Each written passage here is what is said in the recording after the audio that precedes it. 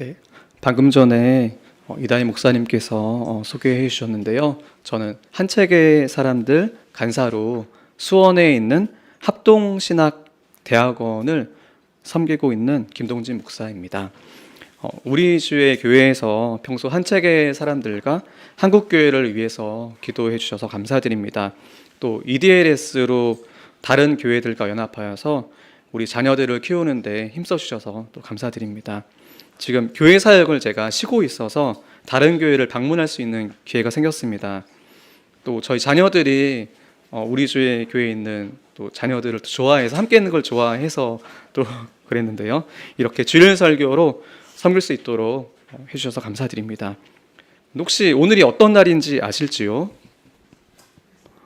네. 근데 요즘 좀 명칭이 바뀌었대요. 그래서 부처님 오신 날 뭐 그렇다고 합니다. 근데 이 시기가 되면은 우린 알 수가 있어요. 연등이 막 화려하게 켜져 있잖아요.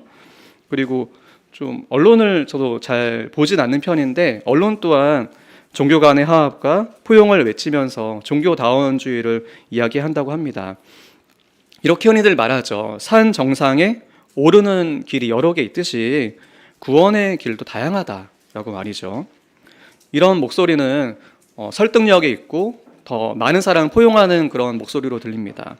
심지어 기독교와 불교, 천주교를 포함한 여러 종교 단체들이 모여서 갈등을 해소하고 하나가 되자면서 발을 함께 맞춰 걷는 종교화합 걷기대회, 이런 행사들이 언론을 통해서 대대적으로 미화되어 보도되기도 합니다.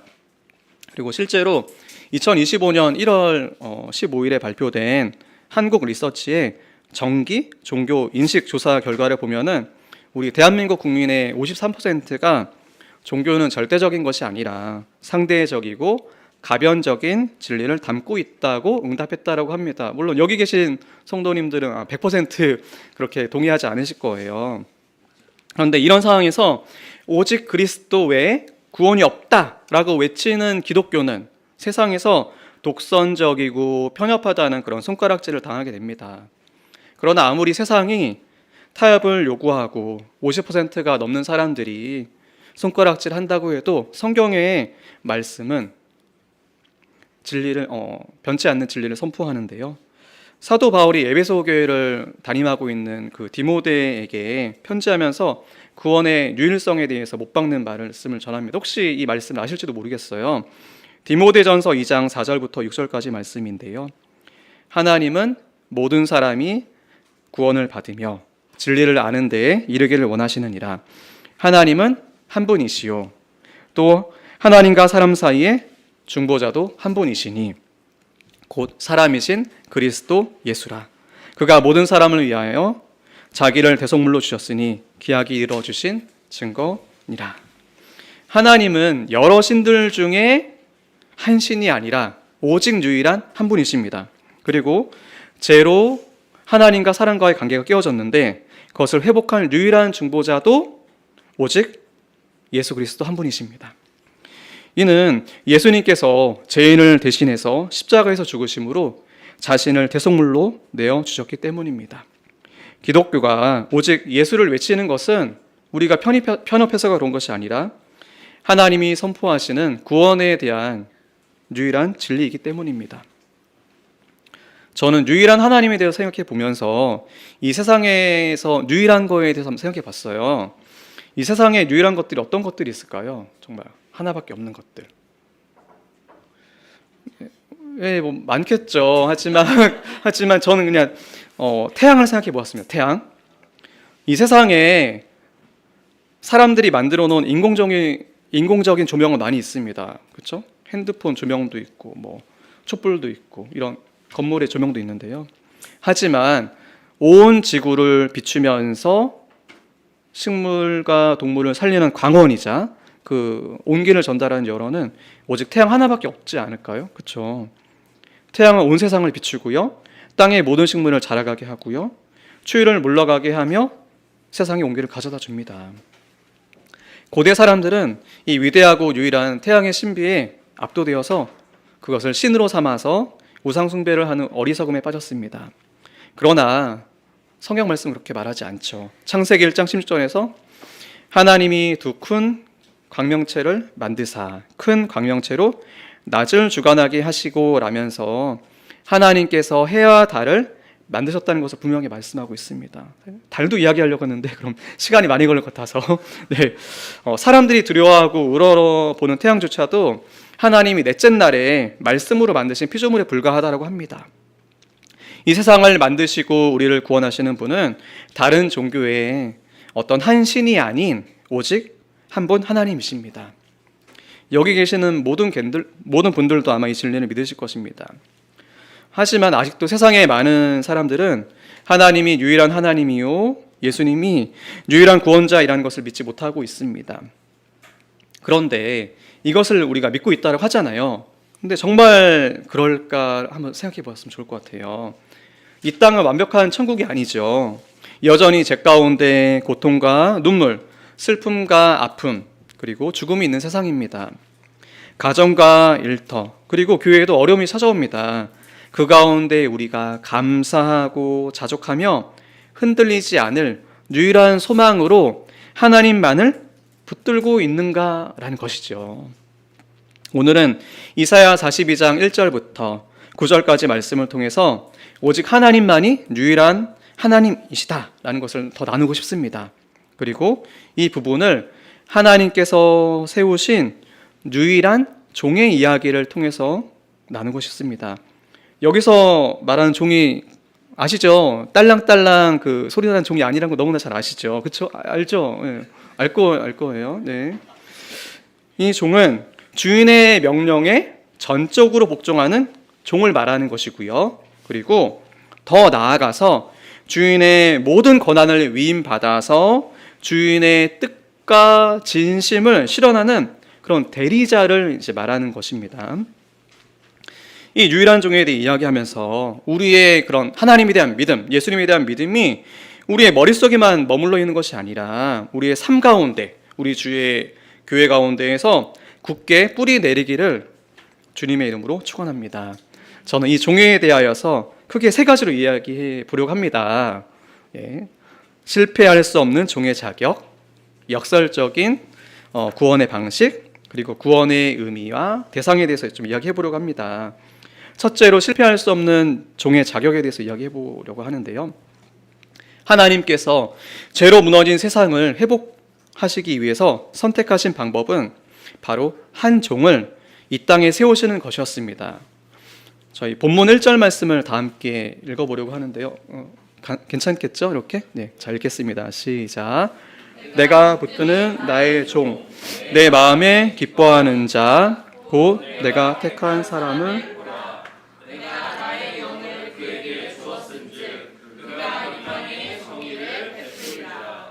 네, 감사합니다. 좀 힘이 나네요, 더. 네. 우리가 가장 먼저 묵상해야 할 것은 이 종이 왜 유일하며 왜 실패하지 않고 반드시 성공할 수밖에 없는가에 대한 그런 자격과 근거입니다. 하나님께서는 이 종을 단순히 필요해서 고용하신 것이 아닙니다. 1절 말씀처럼 내가 손으로 붙드는 나의 종, 내 마음에 최고로 기쁨이 되는 자, 내가 친히 선택한 사람이다 라고 말씀하시는데요. 그리고 또한 그에게 나의 영, 하나님의 영, 즉 성령을 아낌없이 부어주셨다라고 이렇게 말씀하십니다. 이런 종의 모습은 세상의 모든 거짓 우상들과 완전히 대조가 됩니다. 이사야는 이 전장이 41장 29절에서 이렇게 말하는데요. 세상의 우상은 쓸모가 없고 아무것도 할 수 있는 것이 없으며 바람처럼 공허하다라고 이렇게 지적했습니다.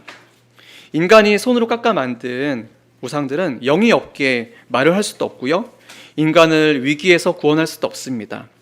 또한 우상은 아무런 권위도 하나님으로부터 부여받지 못했습니다. 그러나 하나님의 종은 하나님의 성령을 직접 부여받았기에 죄로 인해 완전히 깨어진 하나님의 공의로운 통치 질서인 정의, 이걸 성경에서는 미슈파트라고 하는데요. 1절과 4절에 나와 있는 이 정의를 말하는데요. 이 통치 질서를 온 세상에 다시 세울 수 있는 유일하고 합법적인 자격을 이 하나님의 종이 가지신 것입니다. 주님 하나님께서 이 종을 붙들고 계시기 때문에 이 종은 결코 실패할 수 없다는 것이죠. 그리고 이 종의 성공을 완벽하게 보증하고 있는 하나님의 권위가 본문 5절과 8절에 나오고 있습니다. 제가 읽어보겠습니다. 하늘을 창조하여 펴시고 땅과 그 소산을 내시며 땅 위의 백성에게 호흡을 주시며 땅에 행하는 자에게 영을 주시는 약간 창조자이신 하나님을 좀 말하고 있죠. 하나님 여호와께서 이같이 말씀하시되 나는 여호와이니 이는 내 이름이라. 나는 내 영광을 다른 자에게 내 찬송을 우상에게 주지 아니하였다. 하나님께서 하나님 이름을 뭐라고 말씀하셨죠? 8절에서 여호와라고 하셨죠. 네, 하나하나 살펴보시죠. 먼저 창조주 하나님에 대해서 이제 5절에서 말하고 있는데요. 이 종을 세우시고 이 땅에 파송하신 하나님을 창조주 하나님으로 말하고 있습니다. 하나님은 하늘을 텐트처럼 저 하늘 위에 펴시고, 그리고 땅에 있는 모든 동물과 식물들을 만드시고 사람에게 호흡과 영을 주신 전능하신 창조주 하나님으로 묘사하고 있지요. 그리고 8절에서 하나님의 이름을 여호와 하나님이라고 하는데요. 이 종을 세우시고 이 땅에 파송하신 하나님을 여호와 하나님, 여호와 하나님은 언약적인 이름이죠. 이렇게 언약에 신실하신 그 하나님을 말하는 건데요. 이런 하나님께서는 자신의 존재와 명예, 이 언약적인 이름을 걸고 단호하게 선언하십니다. 나는 내 영광과 찬송을 저 무능한 거짓 우상에게 절대 뺏기지 않겠다라고 말이죠. 사람을 지으신 창조주이시기에 영적으로 죽어서 무덤에 누워있는 자라 할지라도 능히 다시 살릴 수 있는 전능하신 하나님이십니다. 자신의 이름을 걸고 종을 통해 구원 사역을 신실하게 성취하시겠다고 완벽하게 보증하고 계십니다. 창조주의 명예가 걸려있기 때문에 이 종을 통한 구원, 하나님의 구원은 백발백중 성공할 수밖에 없는 것입니다. 이런 하나님을 생각해 보면서 우상에 대해서 좀 생각을 해보면 좋을 것 같은데요. 하나님은 창조주이고 언약에 신실하셔서 유일한 종을 통해 자신의 백성을 구원하십니다. 하지만 이것을 믿지 못하면 자신에게 주어진 것이 하나님이 주신 것이 아니라 자신의 노력으로 얻은 것이라 착각을 하게 됩니다. 또한 내 삶의 구원, 어떤 게 있을까요? 행복과 안정, 평안이 하나님이 아닌 다른 것으로부터 온다는 헛된 생각을 하게 됩니다. 흔히 이것을 두 글자로 뭐라고 하죠? 우상이라고 하죠. 우상이라고 합니다. 예, 어려운 거 아니었습니다. 네. 이 자리에 있는 행복한 교회 아니지. 우리 교회에 있는 또 성도님 생각해 보면은 이제 결혼을 준비하는 청년들도 계실 것 같고요. 또 막 가정을 꾸린 이제 신혼부부도 계실 것 같고요. 그리고 자녀가 한참 자라며 이제 돈 쓸 곳이 많아진 학부모님들도 계실 건데요. 그리고 또 이제 아무 걱정이 없이 자라고 있죠, 우리 자녀들. 하지만 이 세상에서 좋다고 생각되어지는 그런 꿈과 직장을 쫓고자 하는 면이 좀 있지 않나요? 그래서 우리 모두 한번 생각해 보았으면 좋을 것 같아요. 우리는 인생의 결핍과 미래에 대한 불안을 만날 때 진정 누구를 내 삶과 가정 또 우리 교회를 책임질 유일한 분으로 모시고 계시냐는 것이죠. 세상은 끊임없이 우리를 압박하면서 속삭이고 있습니다. 남들처럼 정말 번듯한 아파트 평수를 마련하고 자녀에게 최고 수준의 스펙을 주어야 하며 노후 자산이 완벽해야지 낙오되지 않고 안정된 삶을 살 수 있다고 말합니다. 한마디로 돈과 스펙인데요.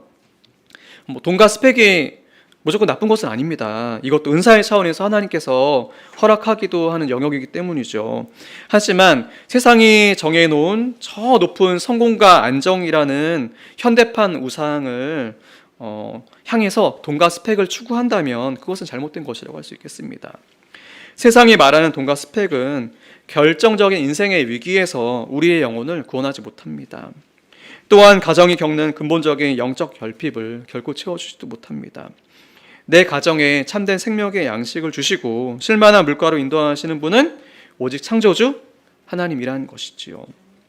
우리의 가정을 지키시고 주님의 뜻대로 가르치시며 책임지시는 실패 없는 유일한 구원자는 오직 예수 그리스도이십니다. 눈에 안 보이게 은근슬쩍 하나님의 자리를 비집고 들어오는 현대판 우상을 밀어내고 다시 한번 유일한 하나님만으로 기뻐하고 예배하는 우리 모두가 되었으면 합니다. 아멘. 이제 두 번째로 나눌 내용은 종의 역설적인 구원 방식입니다. 그렇다면 이처럼 엄청난 하늘의 권세를 위임받은 이 종은 이 땅에서 우리를 어떤 방식으로 구원하실까요? 근데 이것을 이해하려면 먼저 그 구원이 필요한 대상인 저와 여러분의 영적 실상이 얼마나 처참했는지를 정직하게 좀 마주해야 됩니다. 하나님은 본문 3절 전반부를 통해서 우리의 상태를 두 가지 비유로 폭로하시는데요. 뒷부분도 있긴 한데 이 부분을 좀 이야기해 보려고 합니다. 상한 갈대를 꺾지 아니하며 꺼져가는 등불을 끄지 아니하고 라면서 상한 갈대와 꺼져가는 등불로 표현을 하시는데요. 갈대가 혹시 뭔지 아세요? 갈대? 갈대. 예. 예. 줄기 속이 텅 비어서 그쵸? 아주 길고 갈색이고 작은 충격에도 쉽게 부러지는 그런 무기력하고 어떻게 보면 허약한 식물을 말하기도 하는데요. 그런데 그 가운데서 상한 갈대는 상처를 입어서 정말 작은 충격에도 꺾어져 버릴 것 같은 영혼을 상징한다고 할 수 있겠어요. 1차적으로 당시 이스라엘 백성들은 하나님을 버리고 이방 대국들을 음란하게 의지하다가 결국 바벨론이라는 거대한 제국의 군하에 사정없이 짓밟혀 꺾여버린 처참한 정치적, 국가적 파산 상태였습니다. 또한 당시 아수르와 바벨론과 같은 거대한 이런 열방이라고 할지라도 영적으로 눈이 멀어서 참 하나님을 알지 못하고 스스로 만든 우상을 숭배하다가 결국 역사 속에서 부서질 존재였습니다. 지금 혹시 바벨론 있어요? 바벨론 아수르 없잖아요. 그렇죠? 그리고 우리는 또 어떤가요? 하나님을 모르는 사람들은 저마다 자신을 어떻게 생각하죠? 잘나고 강한 존재로 인식하잖아요. 그러다가 한번 쓰러지면은 다시 못 일어나는 약한 존재이기도 하지요. 역설적으로. 또한 등불은 어떻습니까? 등불에 기름이 완전히 떨어지면, 근데 등불을 지금 저희가 접하기가 좀 어렵죠. 등불을. 하지만 등불을 생각해 보면은 등불에 기름이 완전히 떨어지면, 촛불은 좀 있잖아요. 예. 기름이 완전히 떨어지면은 심지가 까맣게 타들어 가면서 불꽃은 사라질 듯 말 듯 움직이면서 이제 매캐하고 눈물 나는 연기만 내뿜게 되는데요. 꺼져가는 등불은 기름이 말라서 작은 불꽃이 사라질 듯 말 듯 움직이며 작은 바람에도 꺼질 것 같은 인생을 상징합니다. 이스라엘은 열방을 비추는 세상의 빛이어야 했습니다. 하지만 반복되는 우상 숭배와 불순종으로 인해서 영적 기름인 성령과 말씀이 완전히 말라버렸습니다. 스스로는 다시 불꽃을 피울 힘이 없는 영적 파산 상태였습니다. 당시 아수르와 바벨론과 같은 거대한 또한 열방이라 할지라도 역사의 흐름 속에서 사라질 연약한 존재였습니다. 참된 신이신 여호와 앞에서 이방 열방들의 영광은 바람에 흔들리다 꺼져버릴 등불처럼 허무합니다. 지금 이 세상에서 가장 찬란한 영광을 비추고 있는 나라가 어디죠? 그렇죠. 미국. 또 우리나라도 만만치 않잖아요. 근데 그 영광이 영원할까요? 그러지 않다는 것이죠. 네. 또 우리는 어떤가요? 하나님 없는 인생 또한 영적 기름이 마른 상태로 스스로는 다시 불꽃을 피울 힘이 단 1%도 없는 영적 호흡 곤란 상태. 이것이 바로 주님을 만나기 전 우리의 정직한 실상이었습니다. 그러면서도 자신에게 있는 빛이 뭔가 자신의 것이라고 착각을 하고 인생의 큰 바람을 맞아 쉽게 꺼지고 낙심하기 쉬운 연약한 존재인데도 말입니다. 이처럼 완전히 부러지고 꺼져가는 영혼들을 구원하기 위해 하나님은 세상의 힘의 논리와 완전히 대조되는 역설적인 구원의 방식을 선택하십니다. 세상은 어떻습니까? 상하고 쓸모없어진 존재를 쉽게 버리거나 밟거나 무시하지요. 세상의 권력자들은 크게 소리를 치면서 위세를 떨치면서 자신을 과시하고 힘으로 상대방을 제압하고 짓밟고 그 위에 서려고 합니다. 그러나 하나님의 종은 어떻게 하십니까?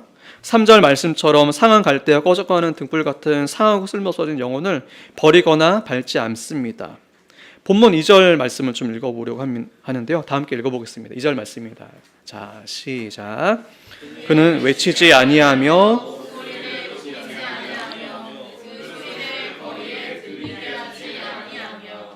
네, 아멘.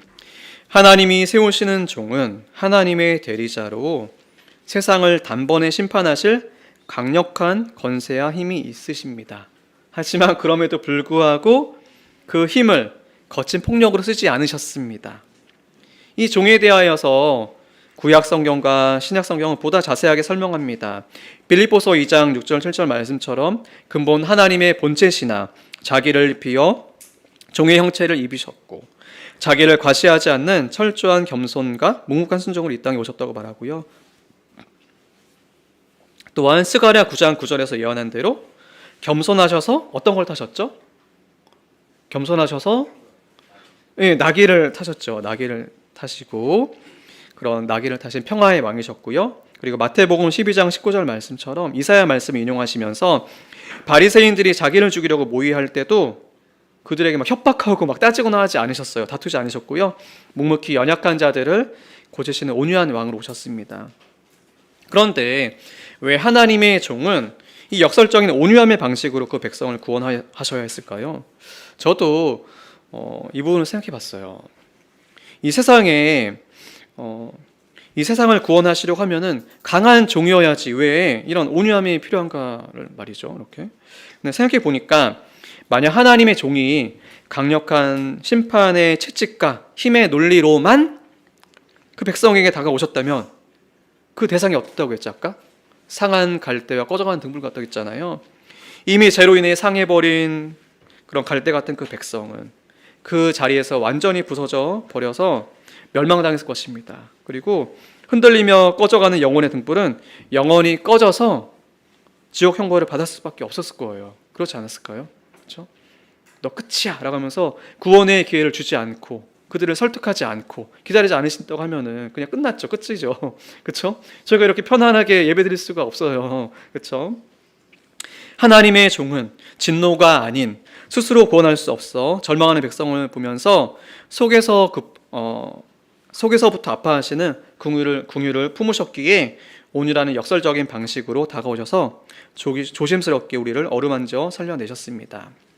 이렇게 그 대상에 대하여서는 온유하시지만 사역을 완수하시는 데 있어서는 아주 강하십니다. 본문 4절에 말씀처럼 세하지 아니하며 낙담하지 아니하며 라는 말씀처럼 하나님의 종은 그 백성을 회복하실 때까지 지치거나 포기하지 않으시는 신실한 성실하심으로 끝까지 참아주실 것입니다. 겉은 부드럽고 겉은 부드러운 거죠, 그렇죠? 그리고 속은 강한 거. 이걸 네 글자로 뭐라고 하죠? 사자성어로?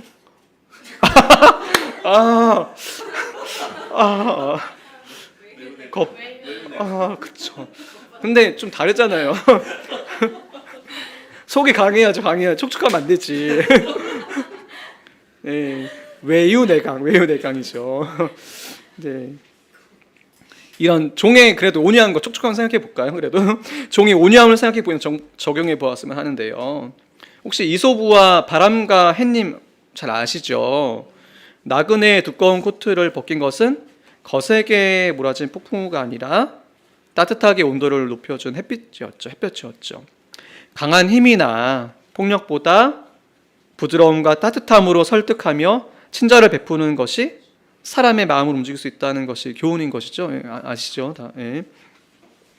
세상의 힘의 방식이 아닌 대상의 연약함을 알기에 기다려주면서 인내해주면서 온유하게 다가오신 이 하나님의 종의 방식을 이솝우화가 좀 더 쉽게 이해하게 하는 것 같아요.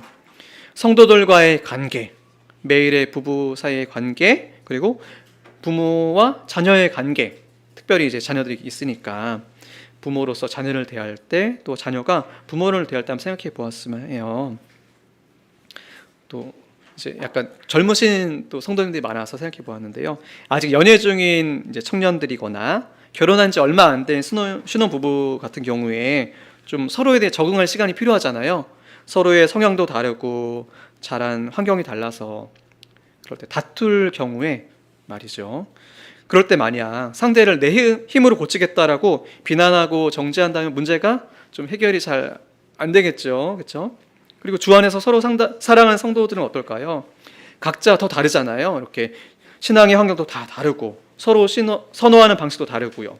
그리고 어떻게 보면 세상 사람들보다 더 힘든 면이 있어요. 왜냐하면은 각자 하나님에 대한 열심과 사랑이 있기 때문에 각자 옳다고 주장하면은 문제가 생겼을 때 더 어려워요. 그렇죠? 그리고 부모와 자녀의 관계 생각해 볼까요? 먼저 이제 좀 커가는 자녀가 있어서 사춘기에 접어들어서 이제 문을 아직 그러지 않죠. 콱 닫고 이제 반항하는 뭐 초등학교 고학년 시기 아니면 이제 중학교 자녀들 있다면 어떻게 하면 좋을까요? 그리고 부모님을 대하는 자녀들 아니면 자녀 뭐 형제 간에 어떻게 해야 될까 생각해 보면요.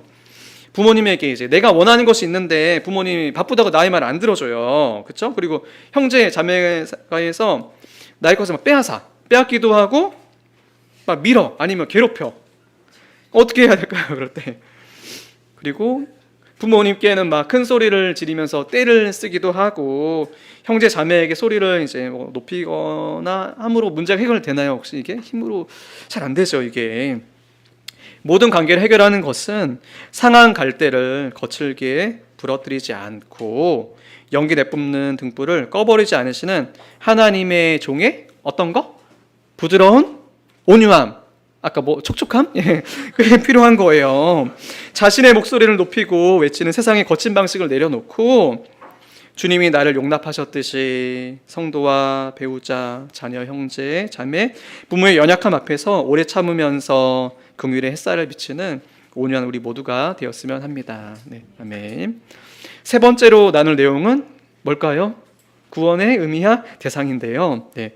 이 겸손하고 온유하신 종이 행하시는 구원의 의미는 한마디로 영적 해방과 영적인 눈을 밝히시는 것입니다. 저희 본문 7절 말씀을 다 함께 읽어보겠습니다. 7절 말씀입니다. 자, 시작. 내가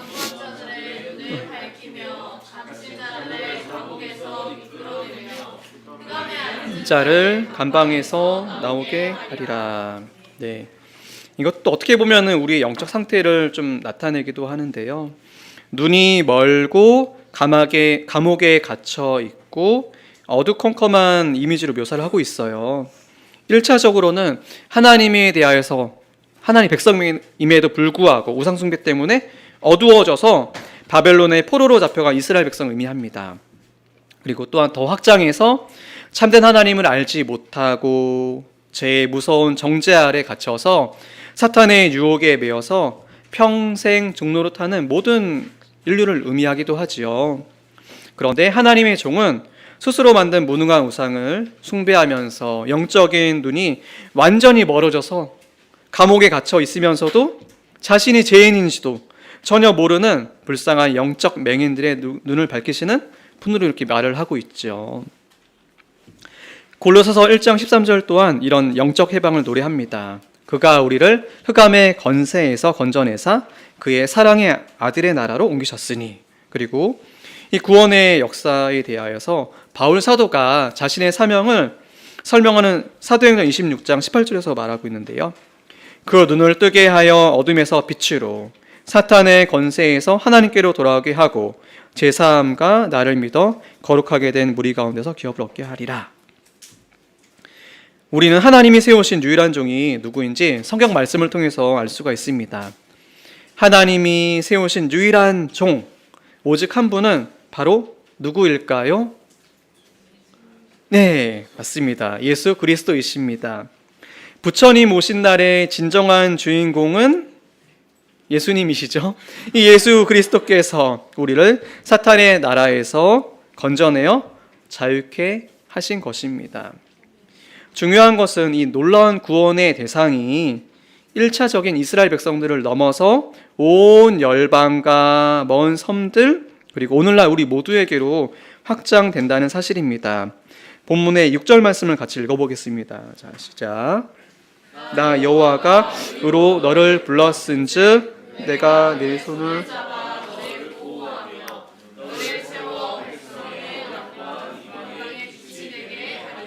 네. 하나님은 이 종을 백성의 언약이자 이방의 빛으로 삼으셨다라고 합니다. 공동 번역, 성경의 번역처럼 하나님은 너를 세워 인류와 계약을 맺으시며 라면서 온 인류의 새 언약의 대표로 이 종을 세웠다고 합니다. 1절에서도 이방의 정의를 베푼다라면서 이방까지도 구원할 것을 반복하고 계시는데요. 본문 9절 말씀을 보면은 이것이 확실한 약속의 말씀임을 알 수가 있습니다. 9절 말씀 제가 읽어보겠습니다. 보라, 전에 예언한 일이 이미 이루어졌느니라. 이제 내가 새 일을 알리노라. 그 일이 시작되기 전이라도 너에게 이르노라. 우리 하나님은 8절의 말씀처럼 언약에 신실하신 여호와이십니다. 과거 출애굽의 약속이나 제국들에 대한 심판의 예언을 단 하나의 오차도 없이 신실하게 성취하셨던 여호와 하나님께서 이제 또 다른 새 일을 행하실 것을 알려주십니다. 문맥적으로 이 새 일은 바벨론 포로들의 귀환을 말하지만 구속사적으로는 깨어진 언약을 갱신하시고 메시아 왕국을 도래케 하시고 그리고 마침내 완성될 새 하늘과 새 땅의 구원 계획을 미리 알려주시고 이를 신실하게 이루실 것을 약속하신 것입니다. 하나님이 예수 그리스도를 통해서 전 세계 온 열방과 섬들이 하나님의 통치의 질서인 정의 아래에 들어오게 하시고 생명의 말씀 4절에서는 이것을 교훈이라고 이제 말하고 있는데요. 이렇게 이 생명의 말씀을 얻게 되는 완전히 새로운 일을 펼치시고 반드시 성취할 것을 말하는 것입니다. 그리고 이 구원의 대상이 확장되고 확장되어서 마침내 오늘 이 자리에 앉아 예배드리는 저와 여러분 그리고 우리의 소중한 자녀들에게까지도 도달하게 된 것입니다. 눈앞에 보이는 세상 제국들이 아무리 군사적으로 강하고 거대해 보일지라도 그들은 결국 역사 속에서 부러질 갈대요 꺼질 등불이지만 구원의 대상을 확장해 가시는 하나님의 약속은 영원히 쇠하지 않으십니다.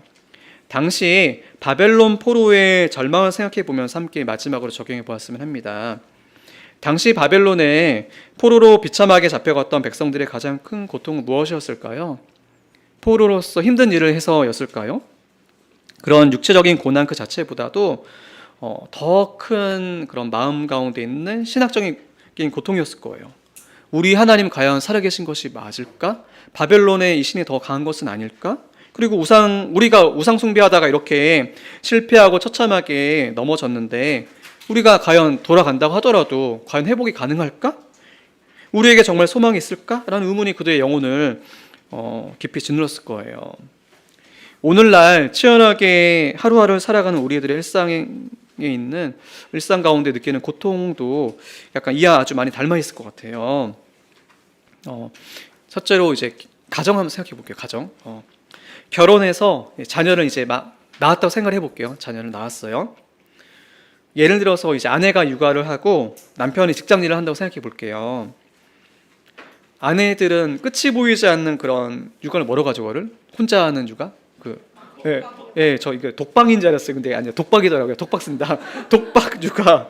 그리고 산더미 같은 가사노동에 지쳐서 그래서 대부분의 산모들이 산후 우울증에 빠진다고 하잖아요. 그리고 남편은 또 어떨까요? 남편 밖에 나가서 힘들게 일하는 남편, 직장에서 정말 세상의 냉혹한 경쟁 속에서 이리저리 치여서 번아웃이 찾아오잖아요. 근데 책임감 가지고 버텨내잖아요. 맞죠? 이렇게 남편과 아내가 결혼한 얼마 안 된 이 부부가 깊은 영적 무기력에 빠질 수 있을 것 같아요. 그런데 이제 결혼해서 자녀를 키워가고 있어요. 자녀가 커간다고 해서 괜찮을까요? 아니에요. 자녀들은 부모들의 말을 잘 안 들어요. 그리고 그렇죠. 그러니까 어떻게 돼요? 부모들은 자녀들에게 신경질을 내겠죠. 그리고 가정 예배 드린다고 하는데 이게 잘 꾸준히 안 되죠. 그리고 말씀과 기도의 시간은 청년 때보다 더 줄어들어 갑니다. 그래서 나는 왜 오늘도 이렇게 실수할까? 우리 가정은 복음으로 왜 서는 것이 이렇게 힘들까? 하면서 자괴감과 무기력이 찾아오기도 합니다. 이렇게 예를 다 들지 않았지만 우리같이 연약하고 넘어지고 실패하는 자들도 회복이 가능할까? 이런 상황에서 하나님은 살아 계실까? 이렇게 생각하는 상황이 찾아오지 않을까요? 혹시? 우리 삶 가운데? 그럴 때 오늘 말씀은 다시 생각했으면 합니다. 우리의 연약함과 처한 환경과 상관없이 우리를 구원하시는 그 하나님의 약속은 절대 변하지 않는다는 것이죠. 하나님은 상한 갈대와 같은 우리를 살리시기 위해서 약속대로 예수 그리스도를 보내주셨습니다. 그리고 예수님께서는 성령을 우리에게 이미 부어 주셨습니다. 부어주신 거 맞죠 지금? 예, 예, 다 부어주셨어요, 다 부어주셨어요. 그리고 내 삶에 지친 현장에 혹시 그 요즘 그 악뮤 노래 있잖아요, 그렇죠? 악뮤 노래 알죠, 그렇죠? 예. 삶의 지친 현장 가운데에서 그런 삶의 한복판에서도 함께 누가 함께 하시죠? 예, 하나님께서 함께 하시잖아요. 성령 하나님께서 함께 하시잖아요. 내 어떠함이나 내 공로, 내 인내력이 아니라 하나님의 변함없는 신실하심이 우리의 구원과 회복을 완벽하게 보증하십니다. 아멘. 우리 가운데 새 일을 시작하신다는 하나님의 약속을 믿는 우리 모두가 되었으면 합니다. 네, 말씀을 맺으려고 합니다. 네. 사람 스스로 구원과 회복을 이루어 보려는 율법주의적인 열심, 세상의 힘과 돈, 스펙을 의지하는 현대판 우상의 방식은 결코 스스로를 구원하지 못하고 매캐한 연기만 내며 허무하게 소멸될 꺼져가는 등불에 불과합니다. 역사적으로 이스라엘 백성들은 포로에서 돌아와 외적인 성벽을 재건하였고요, 눈에 보이는 성전을 화려하게 다시 지었습니다. 그럼에도 근본적인 죄의 문제는 단 하나도 해결되지 않았습니다. 하나님은 우리의 이 철저한 무력함을 너무나 잘 아셨습니다. 그래서 사람의 조건과 행위를 보지 않으시고 전능함과 신실하심으로 우리에게 구원의 약속을 완전하고 강력하게 성취하시는 새 언약을 세우셨습니다. 그리고 이 새 언약 백성의 대표이자 성취자로 오직 한 분이신 유일한 종 누구요? 예수 그리스도를 이 땅에 보내주셨습니다. 유일한 종으로 오신 예수님은 세상 권력처럼 우리를 정죄하고 파괴하는 방식이 아니라 상한 갈대를 꺾지 않으시고 꺼져가는 등불을 끄지 않으시는 온유함, 촉촉함, 이라는 역설적인 방식을 통해서 우리를 죄와 사망의 흑암에서 건져내어 회복시켜 주셨습니다. 주 안에서 사랑하는 우리 주의 교회 성도 여러분, 오늘 우리가 살아가는 가정과 일터에서 여전히 죄의 결과로 인한 깊은 고통과 눈물, 슬픔과 지치는 아픔이 가득합니다. 구원받았음에도 우리는 날마다 연약함에 부딪히며 낙심하곤 합니다. 그러나 우리는 세상 한복판에서도 날마다 감사할 수 있고 어떤 결핍 속에서도 자족할 수 있으며 세상이 흔들지 못하는 살아있는 소망을 가질 수 있습니다. 왜냐하면 상한 갈대 같고 꺼져가는 등불 같은 우리의 비참한 인생을 온유함으로 조심스럽게 어루만지시면서 다시 고쳐 쓰시는 예수님이 바로 저와 여러분의 구원자이시기 때문입니다.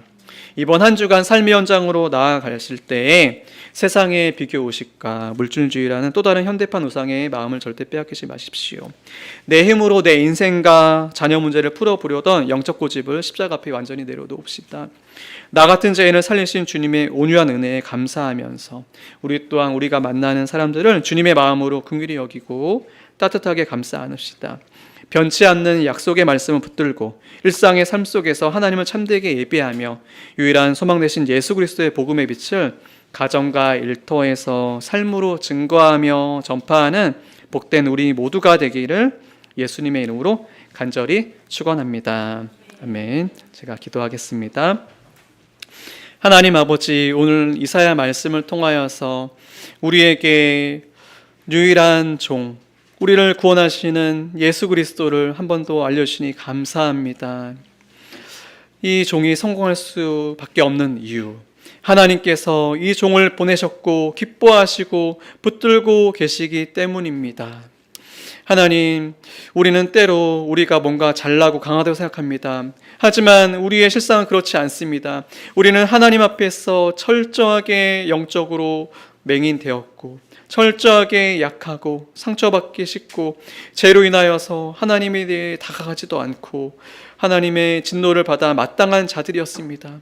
이런 연약하고 정말 하나님 앞에 죄 있는 우리를 위하여서 하나님께서는 온유한 종이신 예수 그리스도를 보내주셔서 우리를 구원하셨습니다. 하나님 먼저 다가와 주시고 이 진리를 계시하여 주시고 영적인 은혜를 계시하여 주신 우리 하나님을 찬양합니다. 이 종을 의지할 수밖에 없습니다. 하나님, 정말 사탄의 건세에서 빠져나올 수 없는 우리를 건져주시고 하나님의 그 아들의 자유의 나라로 옮겨주셔서 우리를 그 가운데 하나님의 은혜를 누리면서 하나님의 사명을 감당할 수 있는 복된 존재로 만들어주셨다는 것이 얼마나 감사한지요. 하나님은 이스라엘의 그 한정된 하나님이 아니라 온 열방의 하나님이요 지금 우리 하나님, 우리 주의 교회의 하나님이십니다. 그 하나님을 믿습니다. 우리가 믿는 이 하나님 외에 다른 헛된 우상을 떨쳐버리고 이 하나님을 신뢰하면서 우리 연약함에도 쓰러지지 아니하면서 다시 한번 이번 한 주간 하나님을 붙들고 나갈 수 있는 우리 모두가 될 수 있도록 은혜를 허락하여 주시옵소서. 감사합니다. 예수님의 이름으로 기도합니다. 아멘.